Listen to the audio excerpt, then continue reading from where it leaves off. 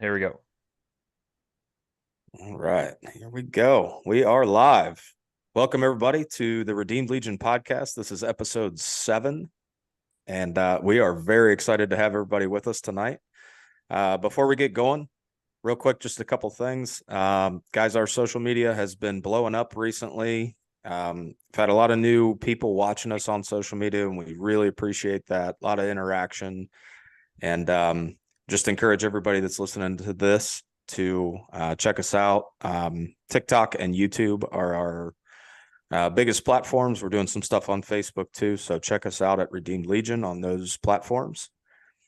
Also, if you guys want to check out redeemedlegion.com, we've got a lot going on there. We've got some merchandise on there, some blog stuff, lots of announcements about live meetings that are happening here in Central Texas. So check us out there, and we appreciate y'all watching. We are very excited tonight. We have a special guest on tonight's episode. We have David with us, and we're going to get into David's story. So, David, welcome to the podcast, and thanks for being here. Thanks for the invitation. Absolutely. So, why don't you tell us a little bit about yourself? Where'd you grow up? Well, I was born in Chickasha, Oklahoma, but I grew up in Texas. And when I say grew up, I mean I grew up. So we left Chickasha, Oklahoma when I was 13, and moved to the Texas Panhandle, and it was a whole different life than it was here in Chickasha. So, okay. Did you brothers, sisters? I am number 10 of 10 kids. Wow. Wow. Yeah. Good for your parents. That's Yeah. How was that growing up in a family that big? Let's see. Yeah, all of you played football, right? Yes, sir. At some point. So you know what the tackling dummy is? Yes, sir. That's what it was like. That's fantastic. Were you raised in a Christian home as a child? Uh-oh. Was I got a phone call that knocked me off of Zoom here. Okay, I'm back. There we go. You're back. Yes, raised in a Christian home.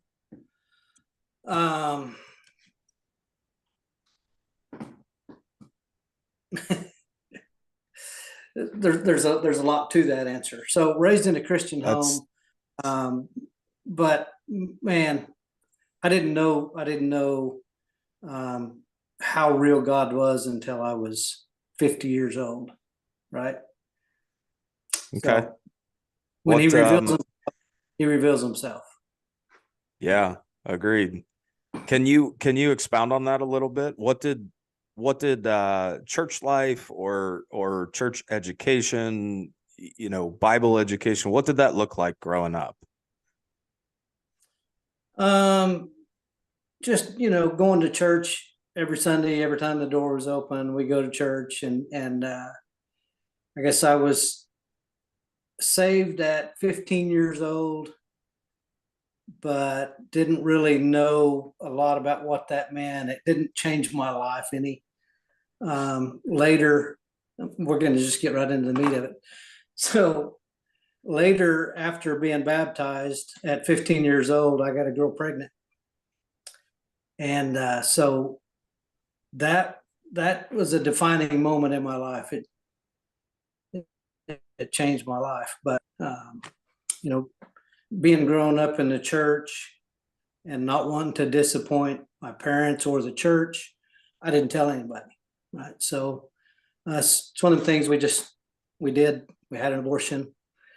And, let me back up a little bit. One of the things that you guys said earlier on some of your previous podcasts is teaching men to be men. And if I start crying, just know we're good with okay for a man to do too. That's all right. Because it happens. Anyway, so I'm not wanting to disappoint the church or my family or get in trouble. We didn't tell anybody. And so this is something I just kept inside for 40 years. And when God starts calling you to make amends, to correct something that you've done, it's hard to deny it. When he starts talking to you, you know it. And somebody asked me one time, well, how do you know when God's talking to you? Because he doesn't stop. He don't stop. It's he's going to get your attention, and he did. Yeah.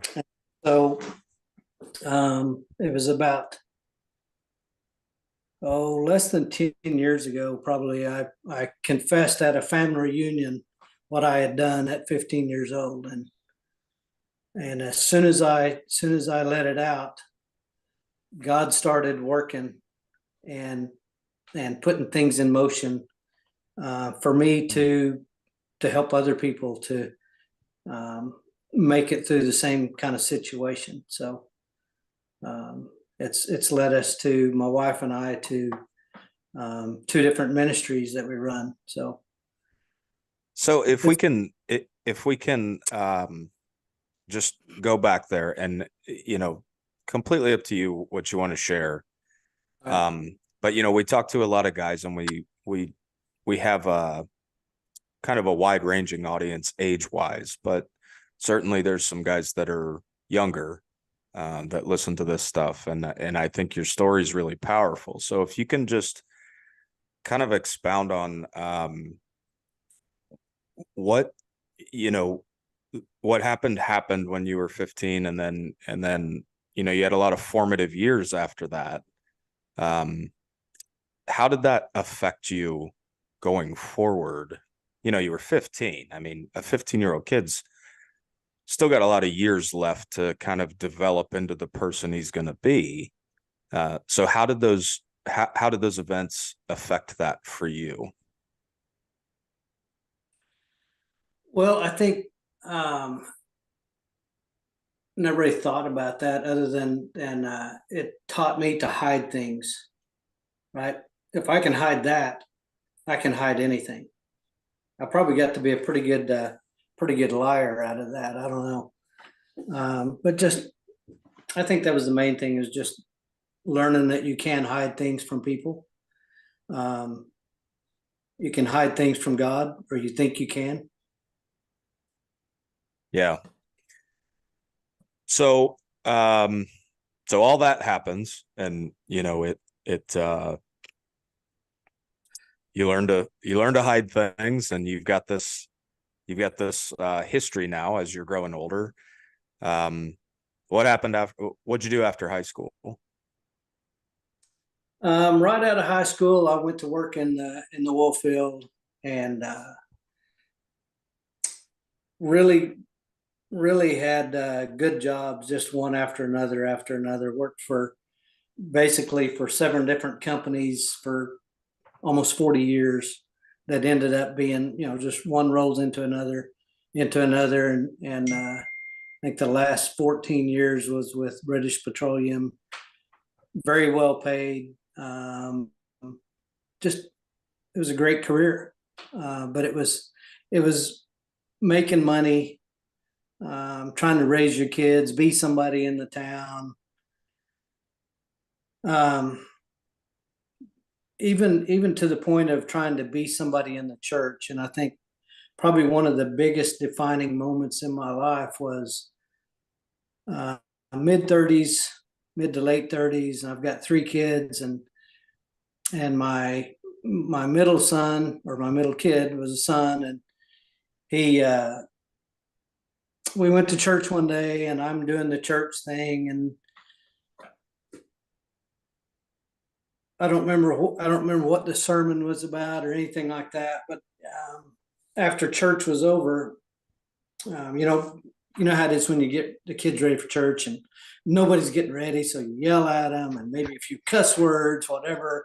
I got this thing I got to do at church, and so I got to be there on time, and so we did all that. And after church, we get in the car, and son's in the back seat, and he looks in the mirror at me, and I look at him, and he said, "Dad, you're a hypocrite."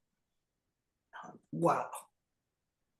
Yeah. So that was a reality check for me.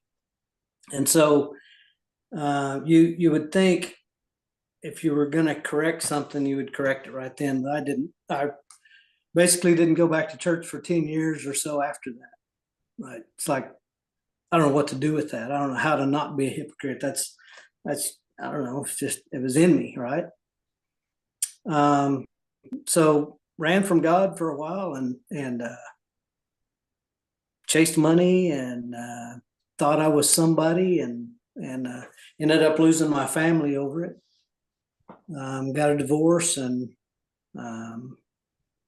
God was very gracious to me, though. He allowed me another chance, and I've got a beautiful wife and 8 grandkids, and 4 kids and 8 grandkids. Can't forget the kids, I guess. And God is good. Amen. So, when can you talk a little bit about, you got divorced, and then you said you had about 10 years where you were kind of running from God. What changed that? Well, like I said earlier, when God starts talking to you, it's hard to avoid him. And he got my attention. Julie and I talked, and that's my wife, Julie. We talked, and we decided it was time to get it out, get the skeletons out of the closet. And so we did. And God started lining things up, putting people in our lives that we needed. And I don't know, it's just,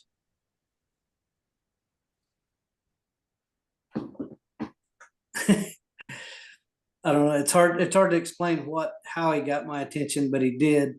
And then we start looking back, it's hindsight's, it's easier to see stuff in hindsight than it is looking forward. And I started realizing that God was with me through everything. And he started revealing himself to me, that he had been with me through everything. And one of the first things was when I met Julie. It's a pretty cool story. I've told it to Drew before. And by the way, everybody that's watching, Drew's my son-in-law. So Hey, I he owned me. didn't know if I was going to say it, but I did. It came out. We got him in a weak moment. We got him. Yeah. So anyway, I met my wife after being divorced, and first time I had went to see my kids, and we go to Albuquerque, New Mexico, and we climb the mountain, the San Bernardino mountain, or I think that's what it is. And Julie and her family's on the other side of the mountain, and they come up that one side of the mountain, we come up the other, but we never meet, and we go back down. And so, people often ask, well, if you didn't meet, then how did you meet? Right. So that night, for whatever reason, I said, I'm just kind of homesick. I want to go back home. And home was in Houston, and nobody wants to go back home to Houston, but I did.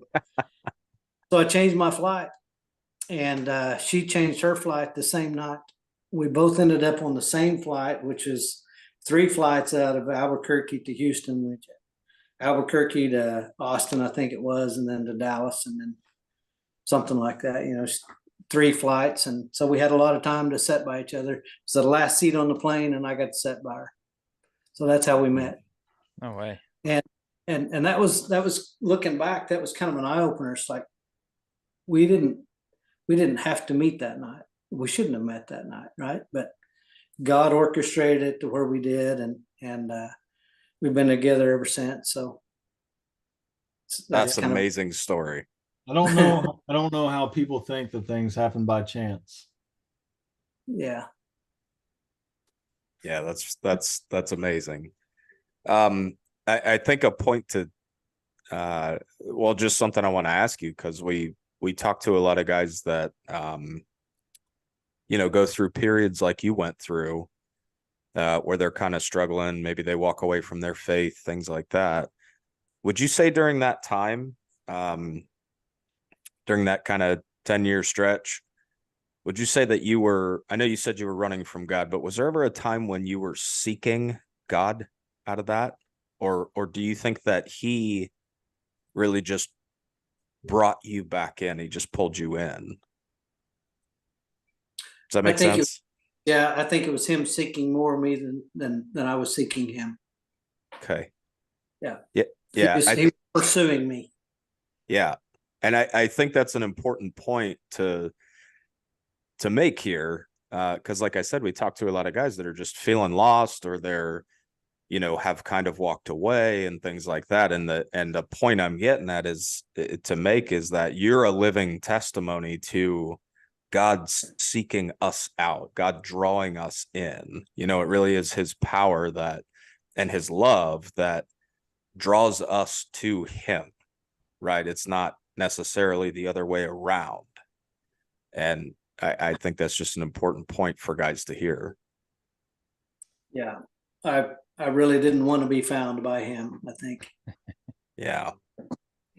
I wanted to ask, in line with this same topic, 10 years away, at some point you came back to church for the first time.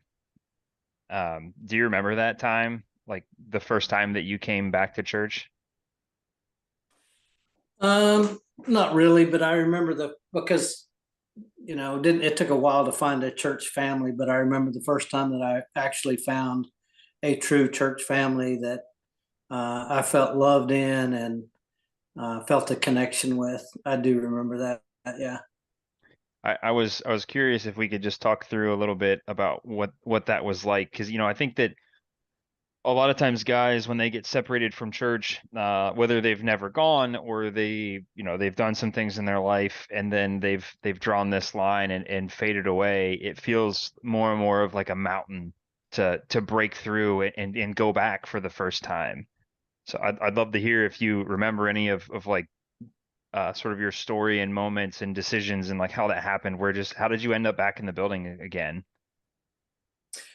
Well, I can't really remember that because like I said, it took a while to find a church home, going from where do I fit? What church do I fit in? And what do I believe in? And right. I mean, I realized that God was real and he'd called me back, but how do I worship him? Yeah. How am I supposed to worship him? And it took a while to find that. And I found it at a church home in Oklahoma.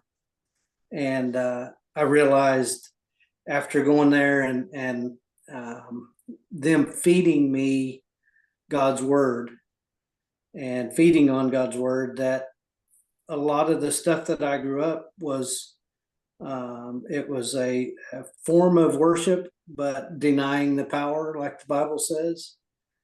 And he's all powerful. And so I see that now and didn't see it back then. So David, you had this super successful career. You were doing I don't know about super successful, but it was good. Oh, you're super successful guy in my book. So you had this career and everything, and I mean that's a lifetime career for a lot of people, and now you're out of it. You're not doing it anymore. Will you talk a little bit about kind of what you're doing now, or maybe what transitioning out of that career and into the things that you're doing now? Yeah, so it was a good career. It was there was a lot of different opportunities, and so I did a lot of different things in the oil field. And after 40 years of it, when God called me to do something different, it was start a ministry for. We run a ministry called GoLife, and we do free ultrasounds for young pregnant mothers, and it was just a way to give back and try to help people through a situation like I wish somebody would have been there to help me and the girl through the situation, right? So we've done that for about 4 years now, and in that experience of running GoLife, working at GoLife, we've noticed a lot of things about people's situations, and young pregnant mothers have a lot of things in common. Most of them running from God. Most of them don't have a man in their life. And so me being a man, I try to speak to the men as often as I can, even on the sidewalk, talk to them and just try to get their attention and tell them my story and let them know that, hey, I understand what you're going through too, right? And you need to be there for that woman and for that girl and for that baby. So we've done that for 4 years. One of the other things that, and I'm sure we'll get back to that, but one of the other things that we saw during those 4 years was inadequate housing. A lot of these girls are poor and need housing. So we've started a new ministry called EarthlyDwellings, and we're going to be building homes for people and building communities of small homes. So teaching people how to live together and take care of one another and love one another, right? So those are both huge things that I think a lot of people who are in ministry, they feel like they come under attack quite a bit. You have a target on your back. So I imagine probably more than I even know that you guys have run into blockades or people trying to derail your mission. So if you could just kind of talk to the point of, maybe sometimes it got difficult or something and, God made that way for you, or how y'all have overcome those things that you've encountered. Well, I think the Julie and the girls that work there they probably see a lot more than I do. I'm more on the politics side, trying to meet with lawmakers and understand why laws are like they are and what do we need to do to change the laws, but at the same time be compassionate to people. And so my experience is a little different than theirs, but I think one of the things that we quickly realized when we got into doing this was to GoLife was we're trying to provide a service and show Jesus to these people. And there's a lot of people that say they are, but they come about it the wrong way. And it's like yelling at somebody. Mm-hmm. You can't yell at them and tell them you love them and it make any sense to them, right? So we battled that, trying to figure out, well, how do we share this sidewalk with these different groups and be who God's called us to be and not turn into who they are or who they think we should be. So that was probably the hardest thing, was just trying to navigate it's a very hot topic, right? So trying to navigate the conversations every day has been difficult. What was the jumping off point? Like, how did this start? How did GoLife start? Good question. So after I told my my family, I got asked to attend a retreat, a healing retreat for women who had gone through abortion, and they asked me to go as a man and share my viewpoint. So I said, okay, I'll go, and really didn't have any plans of going, but at that time I was still in the oil patch, and I had a rig running down in South Texas. And so took my wife with me, and we go out with navigation on the phone, and we find the rig down there in the middle of nowhere. It's Cow Patch Road, and we find the rig. And second day I go back, she's not with me, but I found it fine. Third day I go back, and I'm driving down this Cow Patch Road and talking to God and just wondering, God, what do you want me to do now? Right? I've told my story, and I've got all this guilt, and what am I going to do about this guilt, and how can I make a difference? And I remember all of a sudden looking up, and I'm thinking, I've missed my turn. I have no idea where I'm at. So I'm looking around, and I see this sign on the side of the road up ahead. And I remember laughing and talking to God and saying, well, God, maybe this is my sign. And so I pull up to this sign to turn around, and it's a sign that says, pray to end abortion, in the middle of nowhere. And the hair stands up, and I'm like, all right, you got my attention. You got my attention. So we called a number on the sign, and we got a hold of a lady in Norman, Oklahoma, and she told us about what Pray to End Abortion meant, 40 Days for Life campaign. And I remember the conversation. She just starts crying. She said, I've been praying for somebody to call me and ask me what this is all about.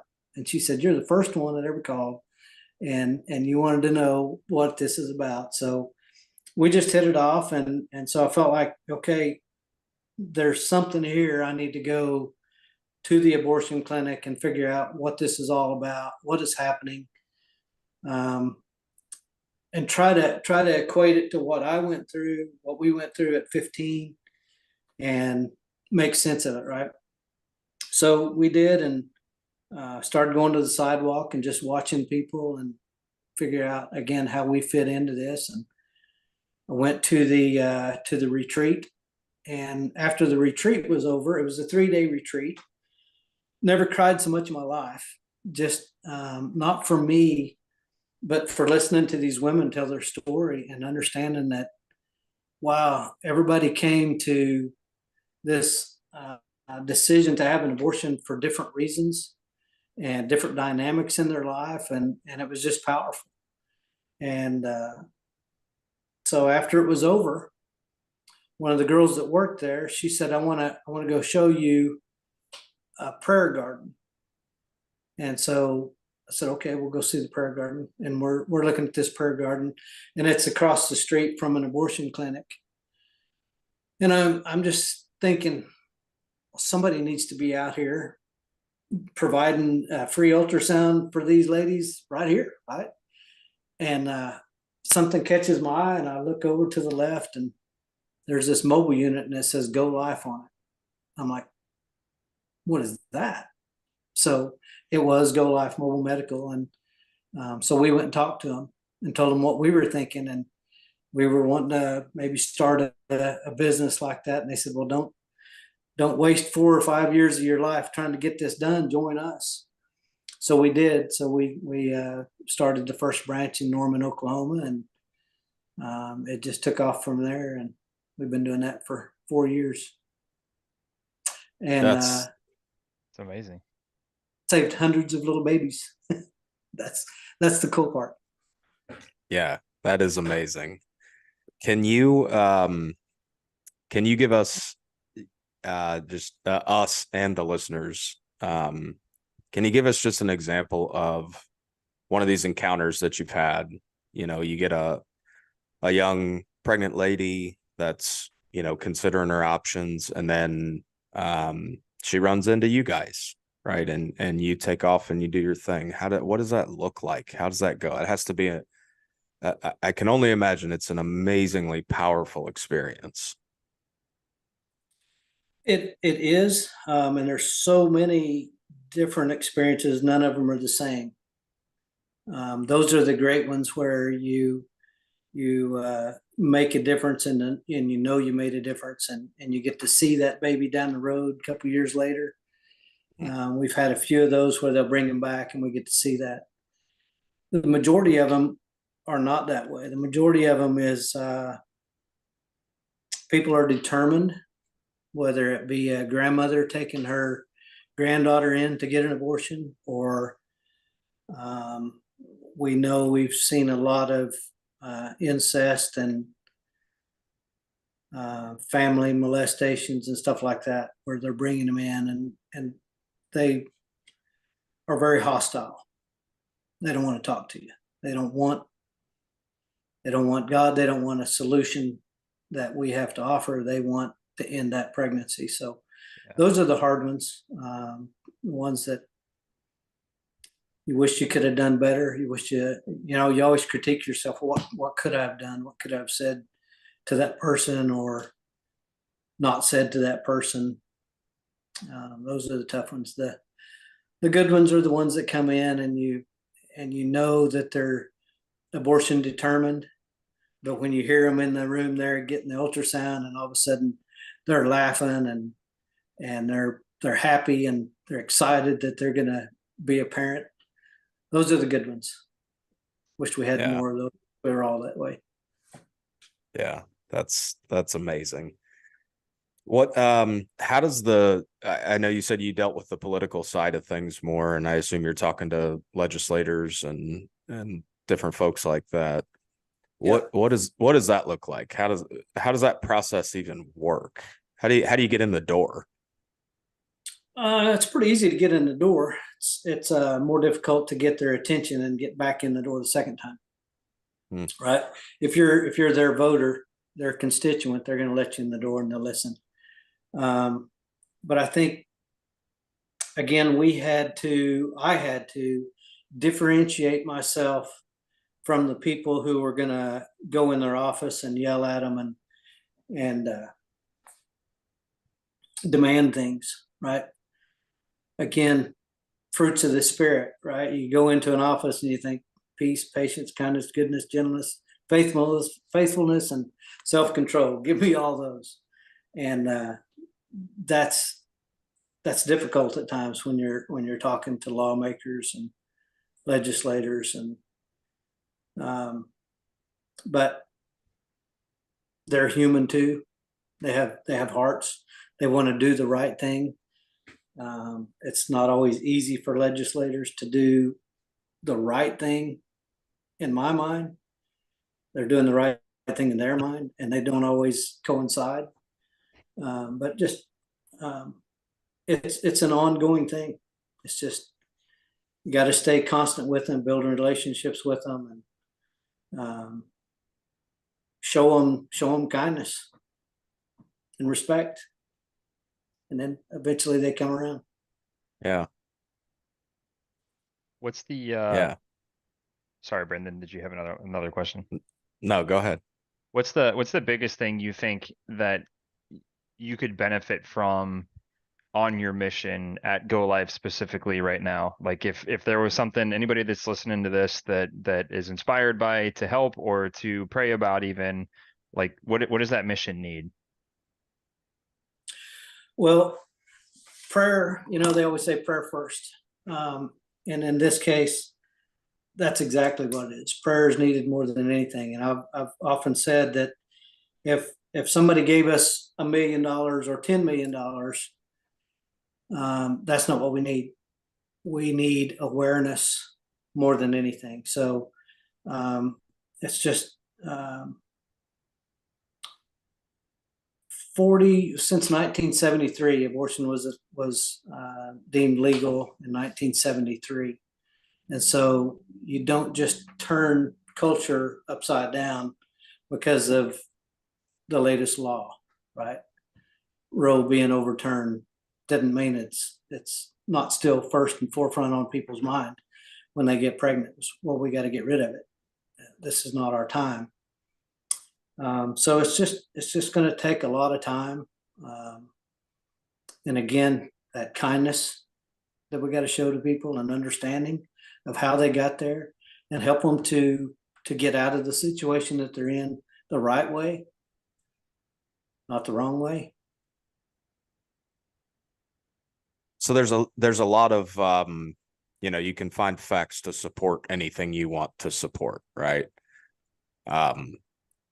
What would you point people to get some real facts about the abortion industry, and whether it's the abortion industry or laws affecting it, or statistics, things like that. Where's a place that people can go to build that awareness, and kind of learn what's going on in our country? Well, so the church should be the place, right? But again, I go back to when I was 15, and didn't want to embarrass myself or the church or my family.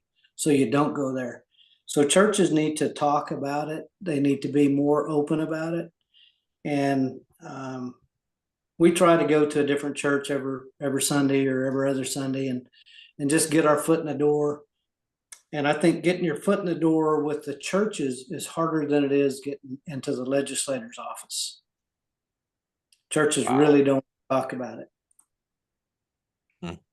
That's tough, and that's so true, because a lot of people or a lot of churches nowadays don't want to they don't want to rock the boat. They want the congregants that are gonna support them, and I think that's when people get into twisting scripture and all kinds of things, and people aren't educating themselves or being in the word enough to know different, to know what they're being taught. Yeah, if you think about, abortion doesn't just affect the mother that aborted the baby or the father of the baby. There's usually other people involved, their parents involved, maybe 4 or 5 different people, right? His parents, her parents, and so when a decision is made to end a life, it affects a lot of people. So it's not just the 60 million aborted babies and the one mother that was out there. It's 60 million times 5 times 10. Yeah. So you have to realize that, or I remind myself often of, no matter who I'm talking to, they've probably had some instance of abortion in their family somehow, right? So they don't want to talk about it. Churches don't want to talk about it, because you think about that, and probably half the people in the church have been affected by it in some way. So we're gonna have to ease into this culture change. It doesn't happen overnight. It's going to take some time. You made a comment earlier about some of the young women that you encounter, and you said that most of them don't have a man in their life. I want to kind of segue into, why do you think that is? What do you think has changed over the last who knows how many years or decades? What do you think the problem with young men and even middle-aged men in our society today is? Well, that's a big question. Yes, sir. It's going to take a lot of answer there. So it's culture again has told men that they don't have to, right? Churches aren't telling men, your responsibility, if you get a young girl pregnant, you are a dad at that point, whether you want to be or not. And so churches better start having programs for young dads, because I got news for them. At 15, that's what kids are thinking about, right? That's the only thing. Yeah. So again, the onus goes back to the churches. They've got to step up their game and not be afraid to talk about it. The other thing is that it's a sad reality, but it's just sex, right? I had no intention of ever being with that man or with that girl. It was just sex. And so that's again, it's a culture thing we got to change. Agreed. So kind of going back to your story a little bit. So we talk about salvation a lot, but we haven't really hit on sanctification much. What do you think? Kind of just talk about those years, I guess, of finding, you were saved, and then life happened, and then in your adult life, God really revealing Himself to you, the signs, the this and that, all the things that God used. Talk about that progress, I guess, from maybe the time frame that you would call day one until now. How have you grown as a man in your faith walk? What's that look like, and the growth over those years? Well, I guess the first answer to that question would be, I hope that people see that I'm a different person than I was, because I am a different person than I was. I feel different than I ever did. I think different than I did. Bible says pray constantly without stop about everything, and I do. and so I think when you start praying to God about everything, it changes your life, because you realize that you're not facing something on your own, that He's there with you. And I think that's the biggest thing for me, is just the validation that I get. Like if you're talking to somebody and you ask them a question, you expect an answer, and so you wait for the answer. And it's the same way with God. When you pray about something, you're expecting an answer, and sure enough, the answer comes. Sometimes the answer is not now. Sometimes the answer is no. But you usually know when you got an answer from God. So I think that's the main difference, is I feel His presence all the time. And so many stories I could go into about how He's revealed Himself, that it would take longer than an hour podcast. Sure. So kind of a cliche question, but if you could go back and talk to your 15-year-old self, 14-year-old, whatever, what would you say? What would you tell yourself, as a Christian man now?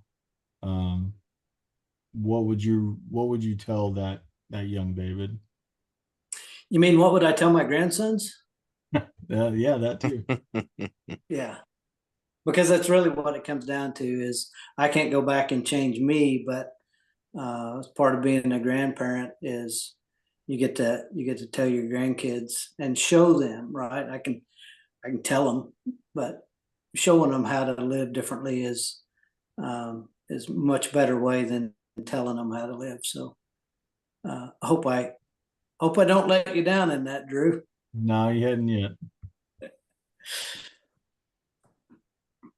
That's good. That's a good point, because I think that we often think, what could I have changed, or what could I have done differently, or whatever. We don't always think about what we can do now that would have that impact. I don't think I could go back to when I was 15 and get anything through my head. What was it? Forrest Gump said, "You can't fix stupid." So back then it was stupid. Well, David, you have an amazing story, and it's really, really powerful, and I think guys need to hear it. And I hope that this can be a platform where guys, young guys, middle-aged guys, old guy, any guy, needs to hear guys like you be real and be honest, like you have been. And I just can't thank you enough for telling us your story. It's amazing. So thank you for coming on here. We really sincerely appreciate it. Yeah. Well, you're quite welcome. I don't enjoy telling my story, but I do. I do it because God tells you to, right? Share your testimony, and your testimony is powerful. There's somebody Yes, out there sir. that's going to understand that testimony. And like Drew said before we prayed, before we got started, just looking for that one person that your testimony will make a difference to. Yeah. I appreciate the opportunity to get on here. We I think appreciate you, man. people being able to hear your story and see how, a negative thing occurred, bad choices were made at one point, and then what that has now morphed into. We talk a lot about like how do we justify the bad and evil things in this world, and like man makes bad choices, but look what God can do with them. One small choice has led to this entire ministry, and the number of lives that you're changing now because of it is pretty powerful. So I just echo what Brendan said. Like, thank you very much for sharing that with us and with the world. You're welcome. Yeah, we'd love to have you on again sometime. Love to hear about what you guys are doing with GoLife and with Earthly Dwellings. They're amazing ministries, and happy to help you in any way we can with that. We'll certainly implore our listeners to pray for you guys, and check out. I'm sure you guys have websites and social medias and things like that. Just search GoLife. Where can people find you? GoLife.org. Perfect. Yep. We'll drop that in. We'll drop links in the descriptions of all of our stuff we put out. All right. And the other one's EarthlyDwellings.org. So Earthly Dwellings. Perfect. Yeah. Hopefully we'll come back in about a year or less and talk about the progress we've made there too. Oh, that'd be awesome. Absolutely. We'd love to. Well, guys, this has been episode 7 of the Redeemed Legion podcast with David from GoLife and Earthly Dwellings. And thank you, David. And guys, head over to our social media pages, Redeemed Legion on all the socials. Also check out our website. We've got merch. The hats we're all wearing. T-shirts, I think, are going to be on there soon. The shirt that Pete's wearing. Hurry up and put those on there, Pete. I will. Working on it. Yeah, do it faster. Yeah, guys, thanks for listening, and we'll see you guys next time. Thank you, guys. Thanks for what you're doing. Thank you.